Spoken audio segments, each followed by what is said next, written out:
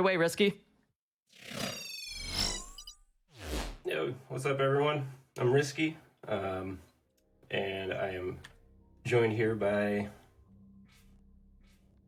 Koatal. Hey, everybody. Koatal.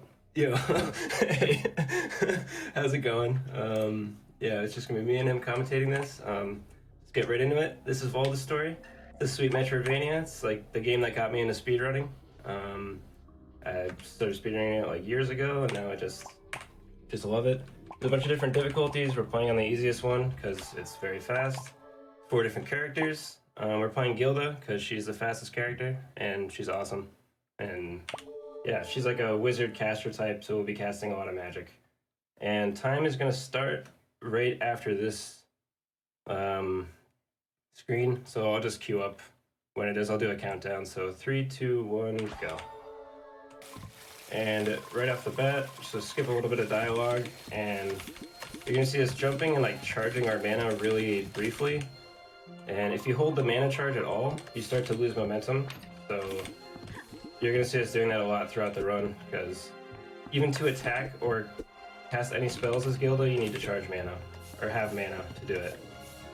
And we're gonna be grabbing this life potion. We're only gonna grab 1 life potion, and it's for safety later on in the run. The final boss fight is extremely difficult, and we don't want to mess with it. Yeah, how life potions work is it's like an auto life. As soon as you die, you get 50% of your health back, so it's always a good thing to have. So we kill this demon, and it opens this door and lets us go to the next room. And we also hit level 2, which is what we want to... We're going to hit level 2 before the first boss, so we're good. We don't have to kill any other monsters along the way. And right here is kind of a skip. So Gilda has multiple ways to gain a bunch of height, and none of the other characters do. So since she's a DLC character, she came like after the base game, she can kind of do a lot of stuff that other characters can't do, like accessing that assist that we just got called Axon, which we will talk about. Like an assist, you just call it out, and it's a little helper that will come out and basically kill everything that's there. Well, in Axon's case anyway. She does a huge lightning bolt. And the thing you see me doing off ledges there, so Gilda has 2 different types of magic. She has dark magic and poison magic to start, and you can swap between them doing an ability called Burst, which it just kind of boosts you up a little bit and does this circle around you right there that you just saw. And if you do it instantly off a ledge, it is a really fast way to move around. And now we get the skill cancel. This is the first one. We're only gonna get 1 in the run, but it's awesome. It's an invincible dash that you can do during anything, and then you can also act out of it with anything. And it's what makes this game so fun. It lets you just do like custom combos and evade enemies and just feel really cool doing it. One note with it is if you're hitting someone, there's a small cooldown on it, and it extends the cooldown if you're doing a combo. So it won't refresh as long as you're hitting something. And here we're going to try to do a really sick strat. We'll let Koatal explain it. All right, so for this boss, he has 3 different phases that he goes into. When he goes into his phases, he'll jump up on the top platform. What Risky's going to end up doing is interrupting that jump, and the boss is just going to sit there dumbfounded, have no idea what to do, and Risky's just going to finish that. Okay.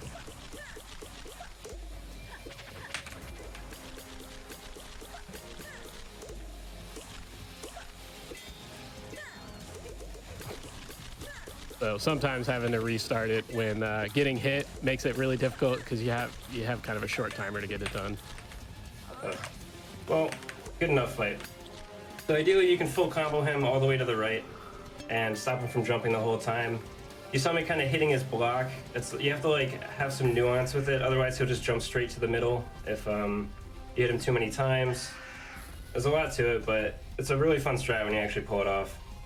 Since it's hard to kind of full combo bosses in this game, they have a lot of life.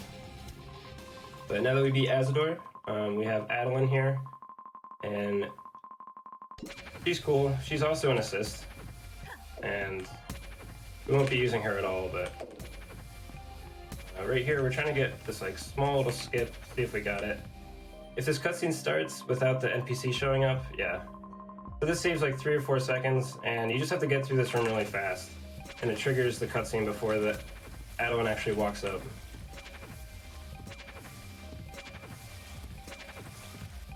And now this is just some kind of basic movement. We're gonna go talk to the village elder of this village, and he's gonna give us wall jump and also a quest item we have to take to the next city, TLDR. If you want to read a donation right now, that'd be cool. Sure. We have $100 from Koatal saying, "Thank you for this wonderful event. All these awesome runners for an awesome cause, and good luck, Risky." Yeah, man, you got wow. this. Thanks, man. All right, now we're gonna head into Mausoleum. This is the biggest reset point of the run. We need 2 5% drops off the enemies in here, and we're gonna do a little skip here. This is the height building that Gilda can do that other characters can't, and that just skips a really small cutscene. But we also get that chest because we needed to upgrade our magic later on, which is also why we're killing these angels in here. Yeah, good part is all the mobs reset if you leave the room. So if we don't get the drops we need by the time we get to the last room, we just kind of reset that mob over and over again. Yeah, I've run this before at GDQ, and I had extremely bad luck. Oh, there's one. So we need one more of those spirits. I was farming for a while last GDQ, so we'll see if we can go through it in one go. That would be awesome. That would save a lot of time. I mean, ideally, you would just get it off the very first 2 enemies, and then you wouldn't have to like kill anything extra, because while we kill things in like 1 hit, again, our skill cancel goes on cooldown, so it ends up losing us a bunch of time, which is why we skip almost everything in the run when we can. Yeah. But since we didn't get the second spirit, we just kill this guy a bunch. And wow, okay, Nice. I'll definitely take that for marathon. Nice.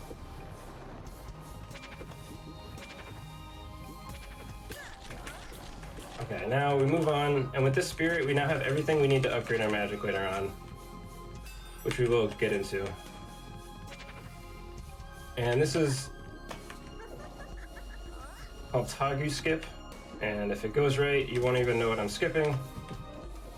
So there is a boss here you have to end up fighting. It's the first angel boss you run into. What Risky ended up doing, he's going over the cutscene trigger, which goes all the way to the top of the screen, but he's going to go over that. There we go. Okay. Now we have the mana keystone, which just lets us open doors like this.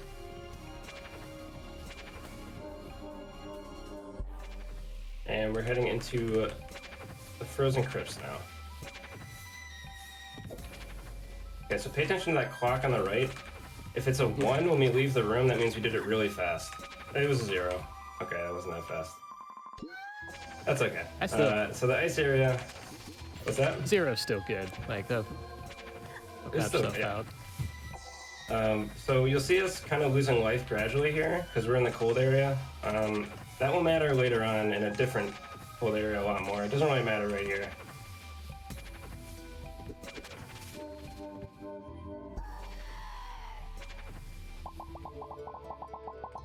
And right here we have Ruckjaw. We have a cool strat for him. I'll let Koatal explain it. Maybe we'll get it. For this strat, he ends up there. Ruckjaw has 3 different parts: his bottom, his top, and his middle. Pretty much his face. And what Risky's gonna end up doing is taking out those first 2 parts as quick as possible. He's gonna use his big focus finisher, which is like a super power attack, to be able to clip through the bottom, hit that portion to go back on top, and then just finish off his face. That was a perfect fight. Oh, beautiful. Yeah, so we didn't really talk about focus finisher yet, but basically whenever you hit something in the top left, you'll see this, there's like this bar kind of fills up with yellow, and once it's completely full, you can use your focus, which refills some health and mana, makes you do more damage while it's active. Kind of like X Factor from like Marvel vs. Capcom, if you ever played that. And then you can use up all of your focus, shoot a big beam. Here's a small cutscene skip.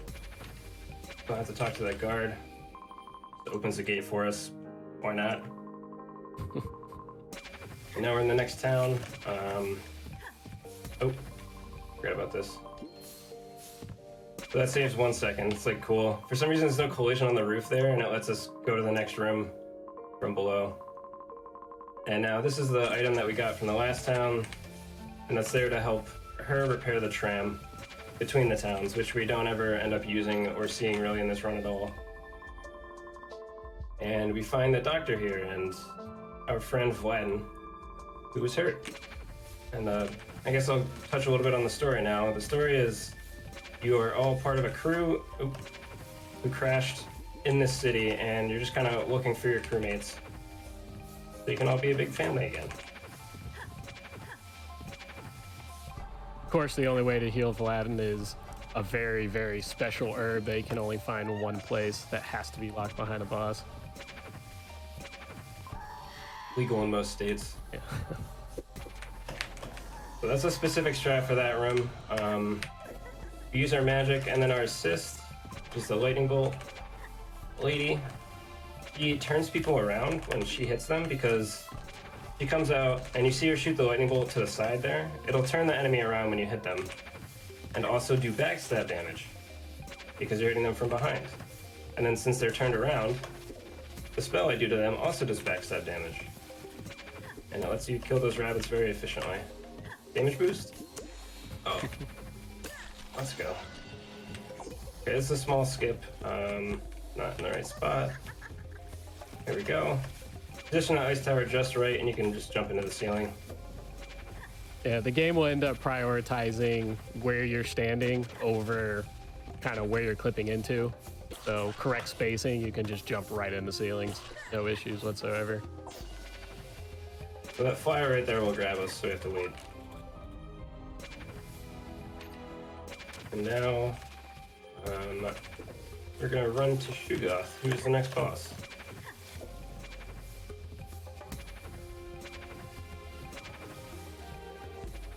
Open a navigation through these rooms. There's menuing. And this room, we do a kind of specific way. Hopefully it goes well. These witches are no fun at all, but when you see enemies highlighted in green, they're the key enemies required to get into the next room or the door stays locked. Okay, so this boss strat, I'm gonna let Koatal explain. Okay. So this is Shugoth. Intensive. He moves around every time he gets hit because he just doesn't like taking damage or sitting around for anything. There's a mechanic in this game where when you go into your weapon menu, it'll actually reset your combo. And it's an intended mechanic used to be able to not take advantage of switching weapons and continuing combos and increasing damage. So what Risky will end up doing is resetting that combo so we can keep it at 0. And what if you pay attention to where the combo is, he never goes above 11 because at 12, that's when the boss is going to move around. So if you keep resetting it, you can keep him in one spot the entire time and not have to chase him.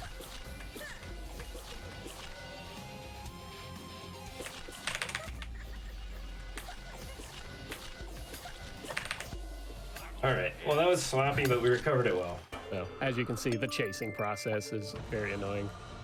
Yeah, it's supposed to never leave the center platform, but if you let him leave hit stun even briefly, when you unpause, that's what'll happen.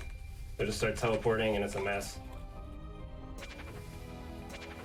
Really don't want him to leave that, but I am okay with that fight. Yeah, it Could was have a been so pretty much good fight. worse. And now leaving gardens. Decently long run. We're just running back to the town now that we've picked up our mostly legal Lordest tier, it is called. And if you want to read, this is a really good time for donations if you want to read off like a few of them. Perfect. We have $200 from Von Arlen saying, "Greetings from Alaska. I stayed up late my first time watching live to donate during Valdis story. Risky's first run of this game for GDQ was my intro not only to Valdis story, but to GDQ. I'm so glad I stumbled on this game and these wonderful events. Take $1 for every hour I've put in so far. Let's see some Godslayer Gilda combos."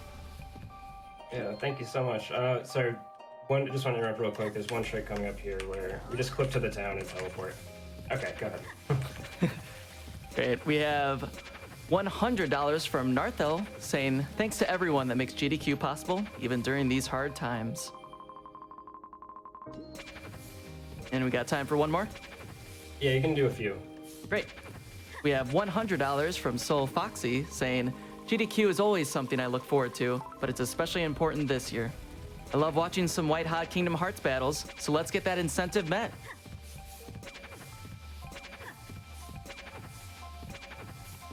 We also have $25 from Jane Anhinga saying, love MSF, love GDQ, and love you gamers out there. Let's keep this up. All right, one more should be good. All right. We have $5 from Joseph33, simply saying, proud to donate to this great event. Okay, thank you for all the donations, everyone. Appreciate it. Now we just killed that angel doing that same backstab thing I was talking about before. And now we get to the library. The whole going to town, I got a key for the library. We couldn't go in before. I'm gonna drink some water, one sec. And now Vladim's here, and he tells us that we should go back to the tram and get that repaired because that's all like good now. And we're not gonna do that. We are instead gonna go find our friend who's kind of nearby the library. Well, actually, so he's like one room over from it right here. He just hangs out by it, but still can't find it. Sipping some tea. And he is our guy if we want some nice light magic, you know? And if you remember, we farmed some stuff earlier to upgrade our magic. And it's gonna be ice. So now we have level 2 ice magic. And that is really busted in this game. The dev definitely likes some ice magic. And now when we summon our ice tower, it will summon 2. Didn't even talk about the ice magic when I got it, whoops. We can summon ice. That's what ice magic does. And we set up a really specific double ice tower there, and it lets us flip into the ceiling. And now this part of the run, I will also let Koatal explain. Oh, this is the good part. So now we're grinding out for levels. So if you pay attention to his multiple over on the left side, every time you do anything with combos, but pretty much the cooler your combo, the better your multiplier. So Risky's going to be killing these guys in very specific ways to try to increase his experience up to ×10, which is the highest you can get. But anywhere that's between 7 or 10 is usually pretty good. Yeah, so like the combo system works on something called tags, and basically it's like, hey, did you do a magic spell this combo? Yes? Then the combo meter goes up 1. It's not just based on number of hits. So, like that was a really bad one. It was only X4. And the way Gilda can kind of cheat it is every double jump she does counts as one of the multipliers too. And no, I ran out of mana there, crap. So essentially you're just trying to fit in as many double jumps as you can. So right here, we're double jumping in between the hits even though you can't really see it. A double jump mashing. And we need to get level 15 before we can move on here, because this is a really endgame area of the game that you're not supposed to be in yet. Why we choose level 15 is that it opens up the entire skill tree. So every tier of the skill tree is locked behind 5 levels. 15 hits the bottom, and we can get all the good stuff and really start laying into monsters. It should be like 1 more, maybe 2 if I'm unlucky.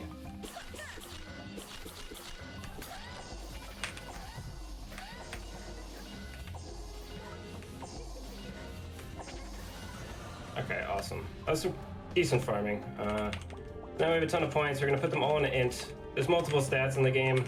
Int gives me damage. And for this, oops. We get stats that are the best for speedrunning.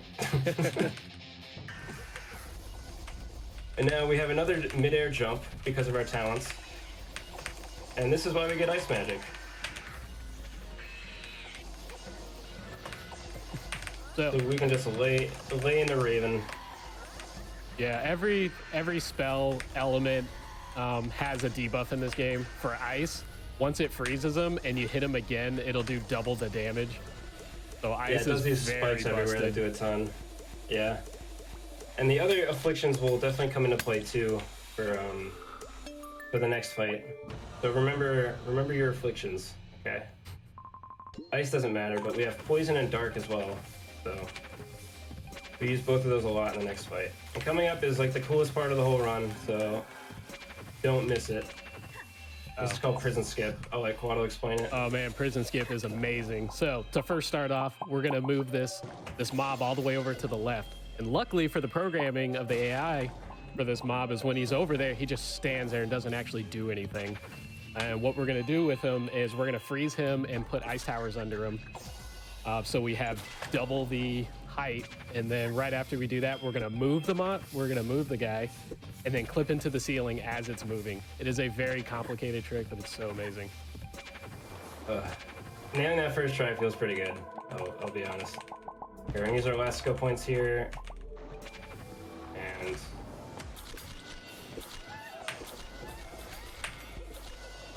coming up is what we call Wyatt Skip. Because there's a guy named Wyatt right here. Yeah, Casper found it. Okay. It's the Casper skip. So this one, we need to jump at a specific time here while Wyatt is sliding by this ice tower. I think it's too far to the side, but we'll see. So we're generally using the same thing we've been using the clip into the ceiling, except now you have just enough room to where you're not into the ceiling, but having Wyatt be frozen and push you, he clips you in just enough where you can just get right through. There we go. Also, yeah, if you remember, that was the boss from earlier in the game. I don't know if anyone noticed that is watching and hasn't played before. It's back, Ruckjaw. Yeah, I think the silly part about him is he has no experience whatsoever. You go through all that again and get nothing for it. Okay, I gotta resummon my skeleton because he just died. Now this is Edamame. This is the second to last boss. He is a huge pain in the butt. Multiple phases and stuff, and we're gonna be killing her with poison basically. So the way poison works, I'll let you explain it. Go ahead. Yeah. So luckily for poison, the debuff actually does percentage-based health, and every time you apply it, it'll do another poison tick. So the goal here is to get two debuffs on her: the poison and the dark. So having the dark on her, if you see the little swirly thing above her head, that debuff prevents her from healing. And you'll see when Risky's running around, you'll see two orange crystals. While those crystals are up, the boss will heal. So we can skip and not worry about those crystals as much, having that debuff on her. Yeah, the skeleton applies on every hit. It's why we have the dark skeleton in here. So the skeleton is very important for that, so you can just continue DPS. So now we have to go up top this time to kill a different enemy. So we're gonna kill the crystal along the way because it's just efficient to do that. And pretty much we're just killing waves of ads, and that will allow us to hit the boss again. I see you, chat. Yes, it's an enemy, but we just say edamame because that's better. You haven't even seen true edamame yet. Yes, there is still one more boss after this. Okay, so this part, super spooky. All right, we're good. These fire witches can just instantly kill you, like no counterplay. Like that's just it. So I'm glad we just killed them there.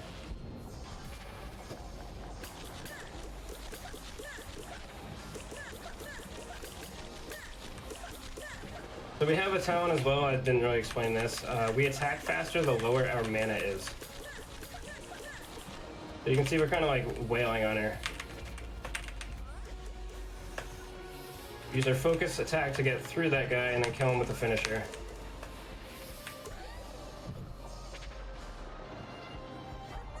Resummon our skeleton. No, don't kill him. Or her.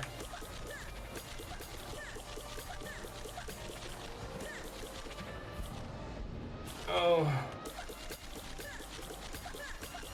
So this boss is the main reason that we pick up the life potion, because your life is just draining the whole time because of the cold. And there's the boss. We'll see. That was a really good fight. What? Didn't feel that good, but 2:15 is a great time. Yes, it is. Okay, now we're heading to the final boss.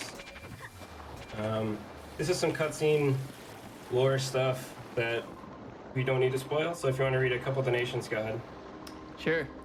We have $25 from Edward25 saying, let's meet the Kingdom Hearts Super Bosses incentive and enjoy the beauty of a level 1 playthrough has to offer to us all. And on a note on that, we actually are a bit less than $1,500 away from that incentive. That will be basically running through Sephiroth and Lingering Will for Kingdom Hearts 2. So let's try as much as we can, guys, to get that incentive in there. We'll get that in. Okay, it was only one donation, sorry. So this is the escape sequence.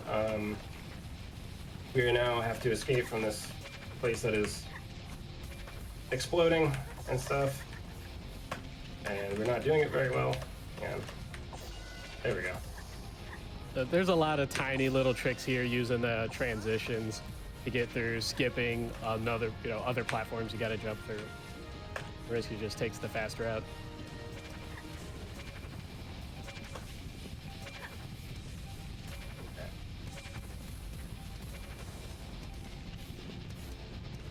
So far, so good. And Gilda, again, you're supposed to have so many other abilities to actually be able to do this, but Gilda just doesn't care. You'd have 3 other types of magic that you get throughout the game.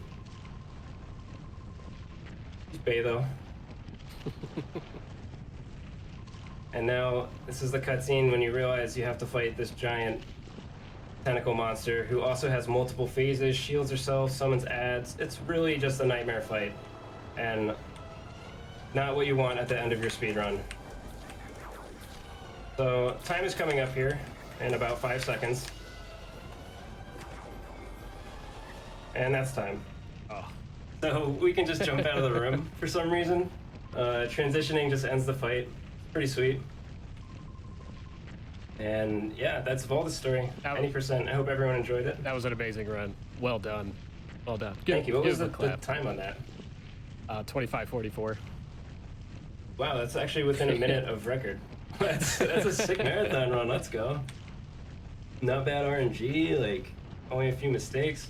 And this is Wyatt. He's like really mad at True Edamame here. So, because she like kind of lopped off his arm. So he just like punches her head off. Pretty sick. It was like one of the coolest things. This has been my desktop background for a long time. All right, some shout outs. Shout outs to Endless Fluff, the devs for this game. They're just great, like great people. It's a 2-man dev team, a couple, and you should check out their new game, Fate Tactics, that was just released this month. The art is like just as good as Valdis, and the gameplay is also amazing. I recommend it. And anyone who wants to join, there's a Discord. Just, I don't know, hit me up on Twitter or something. Also, I do speedruns on Twitch, RiskyCB. Koatal, you have any shout outs? Oh, yeah. Just shout out to GDQ. Thank you so much for having me. Thank you, Risky, for inviting me. Like, this was good. I love Valdis' story. Such a great run. And thank you, chat, for keeping it entertaining as normal. And keep up those donations. Yeah, thank you, everybody, for having me. I'm Koatal. And yeah, thank you. Thanks for coming, man. Appreciate it. And thank you for announcing. Is that being the announcer? Butter noodles. Appreciate it. Okay, that's it for me.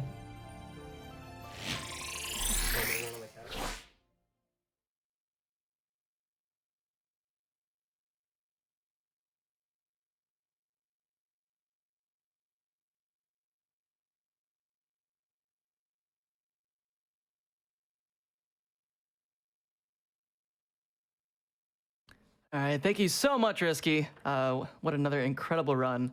And we've got a lot more incredible runs coming up. But before we head into those, we do have some more donations.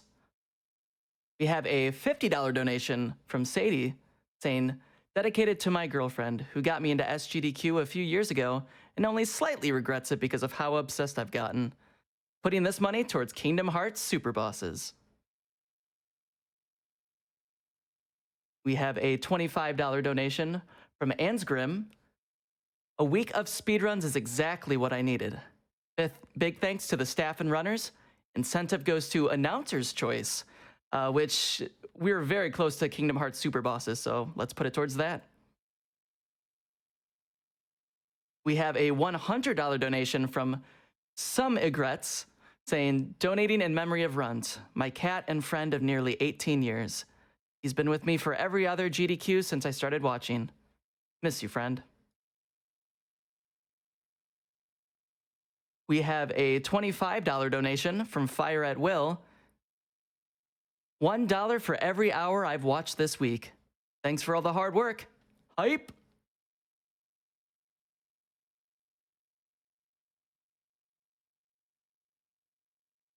We have a $15 donation from SLNT Persona saying, longtime watcher of GDQ and excited to donate again for this great event. I know it won't be the last time I donate this week, but I wanted to say I'm so thankful to the runners, commentators, and all of the staff. Without all of you, I wouldn't be able to spend 2 weeks a year with my huge second family helping charity. So thank you. And with that, we have another short Twitch ad, and we'll be right back.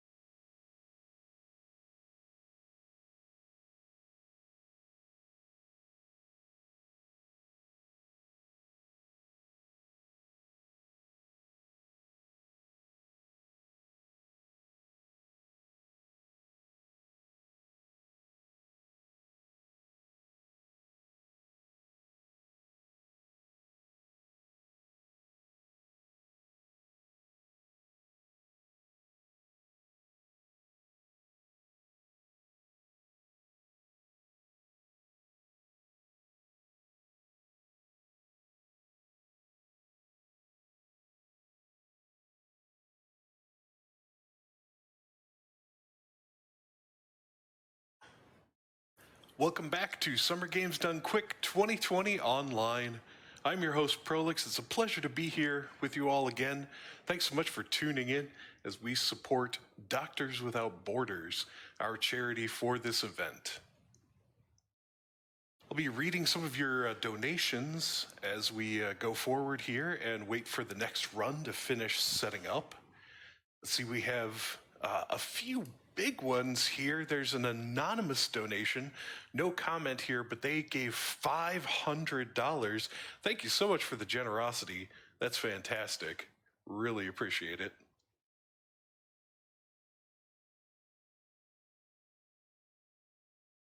Here's a donation from Nygog in the amount of $5 saying, who's conducting this train? Anyone? Thank you for that. And $5 here from DJ Mertza saying, chugga chugga. I guess we have a $5 donation train going on right now. Thanks a lot for all of that.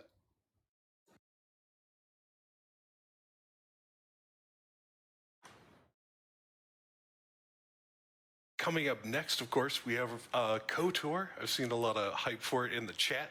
We've got an any percent run of Star Wars Knights of the Old Republic by Chaos Drifter. Following up that, we've got Elevator Action Returns. It's a 1 credit clear, a 1 CC run by the opponent. You are not going to believe how much action these elevators contain. It is out of control.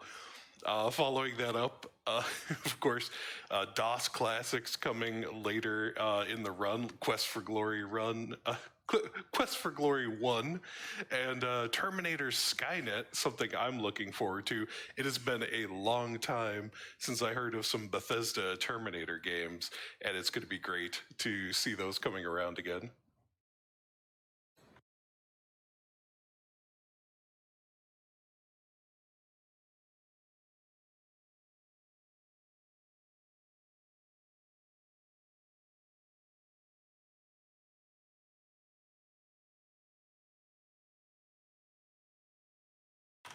We've got a donation here of $133 from Mega Man Red saying, I was told to donate my favorite Pokemon Dex number, so here is Eevee. Thank you very much. Yes, we've got some wonderful Pokemon runs coming up later in the marathon. But you know what you